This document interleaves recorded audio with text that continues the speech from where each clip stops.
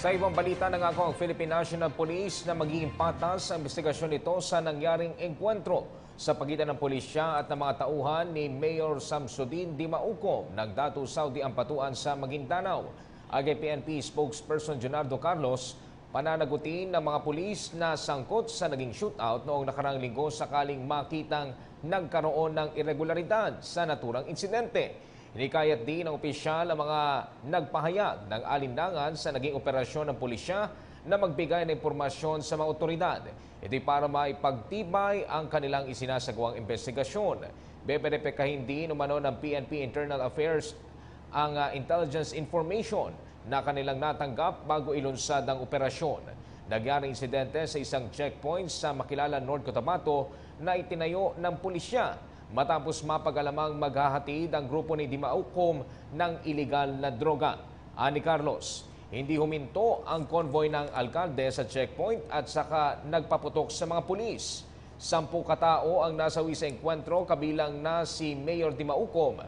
Nakuha rin mula sa grupo ang 13 pakete ng shabu at mga baril. Wala naman daw atrasan at posibleng lumobo pa sa hanggang 30,000 ang masasawi kapag hindi natuldukan ang problema laban sa droga. Yan ay ayon kay Pangulong Duterte. Kasabay niyan, nangako rin ang Pangulo na titigilan na ang pagmumura. Yan ang inaksyonan ni Maricel Halido. Ladies and gentlemen. Habang pauwi sa Pilipinas mula sa 3 araw na official visit mula sa Japan, nabuo raw ang pangako ni Pangulong Duterte na hindi na magmumura. While I was coming over here, and I just, everybody was asleep, snoring. But a voice said that, you know, if you don't stop, if that's, I will bring this plane down now. And I said, who is this? So of course it's God. Okay.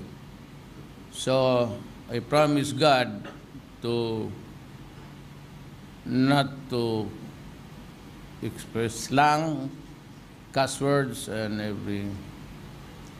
So you guys hear me right always, because promise to God is He promised to the Filipino people. Ibig sabihin ba nito na hindi na rin makakatikim ng maanghang niyang salita ang Estados Unidos, European Union at si Senadora Laila de Lima? There's always a timing. There's always a timing, a time for everything, time to be foul-mouthed, and a time to ano pa man, ayaw ko mababasa. I do not want anybody reading my mind because hindi na ako makadiskarte. But it's all calibrated. It's all, but timing. Ayon sa Pangulo, gusto lang niyang maging ligtas sa krimen at katiwalian ng mga Pilipino. Babala niya posibleng lumobo pa ang bilang ng mga namamatay sa ilalim ng kampanya laban sa illegal na droga. I'll tell you, I will triple it. Pag hindi nasunod ang gusto ko to get rid of my country, you can expect about 20,000 or 30,000 more. Umaasa rin siyang babawiin na ng Korte Suprema ang temporary restraining order na ipinataw noong Hulyo laban sa pagpapatupad ng curfew sa Quezon City, Navotas at Maynila. Sa isyu ng kontraktualisasyon sa pribadong sektor, aminado si Digong na hindi pa ito matutuldukan sa ngayon. At this time of our national development, we are not as yet ready to assume the burden of providing everybody with the salary that can compare with the, and even in the matter of managerial level. Wala pa ho tayong, ako ang sweldo ko, 130 lang. Pasalubong ng Pangulo sa mga Pinoy ang pangako ng Japan na tutulong sa bansa sa larangan ng ekonomiya at depensa. Nagkasundo rin ang dalawang bansa na magsagawa ng joint naval exercises. Sa mga may takot naman sa pagbuo ng ugnayan ng Pilipinas sa mga bansang China at Russia, ito ang mensahe ng Pangulo. Hoy! Wala ng komunista, that's an ideology that is long gone. Disidito si Justice Secretary Leila de Lima na kasuhan ang mga nagdidiin sa kanya bilang protector umano ng drug trade sa Bilibid, lalo na si Pangulong Duterte na utak daw ng mga pag-atake laban sa kanya. Yung mga kaso na ifa-file kasama ang Pangulo. Because he's at the top of all this. Kagagawa niya to lahat. Do you think sila Secretary Aguirre, yung mga investigador sa NBI, yung mga agents sa ISAF, yung mga congressmen sa House, si Speaker Alvarez, do you think they will do all this kung hindi yan ang kagustuhan ng Pangulo? Of course not. Baha ang sumalubong sa mga dumalaw sa isang public cemetery sa Lapu-Lapu City sa Cebu.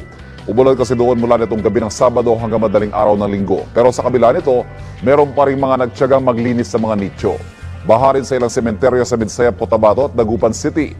Mas maayos naman ang lagay ng maraming pumunta sa Manila North Cemetery at Manila South Cemetery. Sa Manila North pa lang, 250,000 na ang crowd estimate bago mag-alas 5 ng hapon kanina. Yun nga lang, di nawawala mga problema gaya ng mga pagpapasok ng mga bawal na gamit at pagkawala ng ilang bata. Nagbabala rin ang mga taga Manila Memorial Park laban sa mga peking seminarista na salisigang pala. Samantala, meron din mga dumalaw sa puntod ng mga sikat gaya na Senadora Miriam Defensor Santiago, Nida Blanca at Francis Magalona. Ayon sa NCRPO, naka-third alert status ang buong Metro Manila pero wala namang banta ng terorismo. Facebook friends, may paglilinaw si PNP Chief Ronald Bato de la Rosa sa sinabi ni Pangulong Rodrigo Duterte na tanggalin ang lahat ng checkpoint na hindi kailangan. Ang sabi ni Bato, may mga fixed checkpoint lang ang tatanggalin at hindi kasama ang mga mobile checkpoint na ginagamit sa pursuit operations. Nawala na rin daw kasi ng silbi ang mga fixed checkpoint lalo't iniiwasan din ito ng mga kriminal. Ipinabubuog naman ni NCRPO Director Chief Superintendent Oscar Albayalde ang mga checkpoint sa Metro Manila. Mas paigtingin na lang daw nila ang police visibility operations, beat at mobile patrol. Sa Zamboanga City naman, tiniyak ng mga pulis na may random checkpoints pa rin sa ilang lugar. Yan ay para hindi makapasok ang mga terorista sa lungsod. Sang-ayon naman ang National Union of People's Lawyers sa direktiba ng Pangulo. Sa checkpoint daw kasi nagsisimula ang umano'y pang-abuso ng ilang pulis. Matapos ang 4 na taong pantataboy ng China, nakapangingisda na ulit sa Panatag Shoal ang mga Pilipino. Kanina nasa 8 hanggang 10 grupo ng mga mangingisda ang malayang nakakaikot at nakakapasok sa bahura. Nakikita raw nila sa di kalayuan ang 1 hanggang 2 barko ng Chinese Coast Guard pero hindi raw sila hinaharang at itinataboy ng mga ito. Ayon sa mga mangingisda, malaking tulong sa kanilang kabuhayan ang magandang ugnayan ng Pilipinas at China. Ayon naman sa Chinese Foreign Ministry, wala namang nagbago sa pagbabantay nila sa lugar. Hindi rin daw ito magbabago sa mga susunod na taon. Sabi naman ni National Security Advisor Hermogenes Esperon, walang napagkasunduang formal na agreement sila Chinese President Xi Jinping at Pangulong Duterte sa overlapping claims ng dalawang bansa sa Panatag Shoal. Pero mukha naman daw nire-respeto ng China ang ating karapatan doon. Nagbitiw na si dating Pangulong Fidel Ramos bilang Special Envoy to China. Sabi ni Ramos, tapos na kasi ang tungkulin niya ngayong nag-takeover na mga opisyal ng dalawang gobyerno sa pag-uusap tungkol sa relasyon ng dalawang bansa. Nagpaliwanag din ang dating Pangulo tungkol sa mga pambabatikos niya sa Administrasyong Duterte. Sa latest column ni Ramos, pinunan niya ang pagrereklamo ni Pangulong Duterte sa Paris Agreement laban sa climate change. Pero sabi ni FVR, huwag masamain ang kanyang komento. Dapat lang daw siyang ituring na kuya na nagbibigay ng advice sa Pangulo. Sabi naman ni Communications Secretary Martin Andanar, tanggap nila ang payo ng dating Pangulo. Gagamitin daw nila itong gabay sa pamahala. Wala pa raw silang natatanggap na resignation mula kay FBR. Hindi raw daw totoong wala ng papel ang dating Pangulo sa pakikipag-ugnayan sa China. Mga kapuso, kasama ba kayo sa mga makiki-Halloween ngayong gabi? Aba, kung wala pa kayong costume, pwede niyong gayahin ang creative get-up ng Kapuso Stars, gaya rin ng Gabby Concepcion, Alden Richards, Tom Rodriguez at iba pa. Check out their photos on gmanews.tv. Hindi naman napigilang humanga ni Hollywood actor Sylvester Stallone habang pinanonood si pambansang kamao Manny Pacquiao sa kanyang pag-iensayo. Si Miss International Kylie Versosa naman nagpasalamat sa kanyang kaibigang si Miss Poland. Sabi pa ni Kylie sa ibang beauty queens, focus on the positive, stay appreciative, and keep on going. From one beauty queen to another, binatikos naman ni Miss Earth Philippines 2016 Imelda Chuaygart matapos pasaringan ang nanalong Miss Earth 2016 na si Catherine Espin. Sabi ng Pinay Beauty Queen, retokado si Miss Earth. Check out the video on gmanews.tv.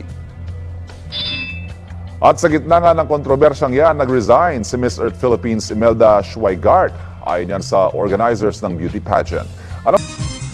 At nagbabalik ang PTV Sports. Naniniwala si Hall of Fame trainer Freddie Roach na nagbalik na ang bangis. Talaga naman ni multi-division world champion Manny Pacquiao. Ito umano ang nakita ng tanyag na boxing guru sa kabuuan ng kanilang training camp bilang paghahanda sa kanilang upcoming fight kontra world welterweight champion Jesse Vargas.